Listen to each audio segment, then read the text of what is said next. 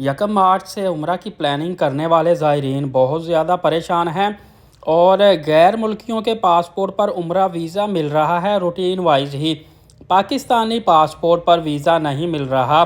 پاکستانی ایجنٹوں کے پورٹل پر ویزا کے مسائل آ رہے ہیں۔ ایجنٹوں کا کہنا ہے کہ پہلے ایسا کبھی بھی نہیں ہوا کئی سالوں میں، کیونکہ اس دفعہ کہہ رہے ہیں کہ پورٹل پر ویزا کا سٹیٹس ہی پتہ نہیں چلتا کہ کس سٹیٹس میں ہے۔ لیکن ذرائع کے حوالے سے خبر ملی ہے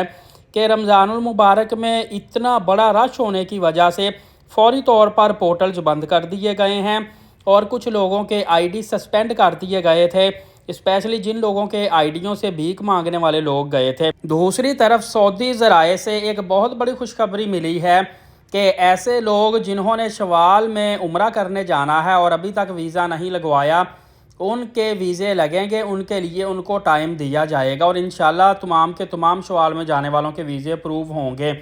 ہوٹل والے جو تھے، پہلے انہوں نے کیا کیا تھا کہ لوگوں کی بکنگ رمضان کے آخری عشرے میں کہہ رہے تھے کہ مکمل بکنگ کروائیں گے، 10 کے 10 دن کی تو ہم کریں گے، ادروائز بکنگ نہیں کریں گے۔ لیکن اب جو ہوٹلوں والے ہیں مکہ اور مدینہ پاک میں، وہ بھی 2 دن 4 دن کی بکنگ کر رہے ہیں اور مجبور ہو چکے ہیں، اور ہوٹل ریٹ تقریباً 25 سے 30% کم کر دیے گئے تھے، کیونکہ شوال میں عمرہ زائرین کی جو بڑی تعداد ابھی سے ہوٹل بکنگ کروا رہی ہے نا،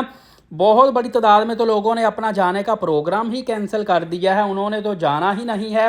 اس لیے ہوٹل والوں نے کچھ ریٹ بھی کم کر دیے ہیں اور آپ کو ایئر لائن کی ٹکٹ بھی کافی زیادہ سستی دیکھنے کو ملے گی۔ لہٰذا آپ نے پریشان نہیں ہونا، چند دنوں کے لیے موفا اوپن ہوگا، تمام ویزے اپلائی کرنے کی اجازت دی جائے گی اور اپروو کیے جائیں گے۔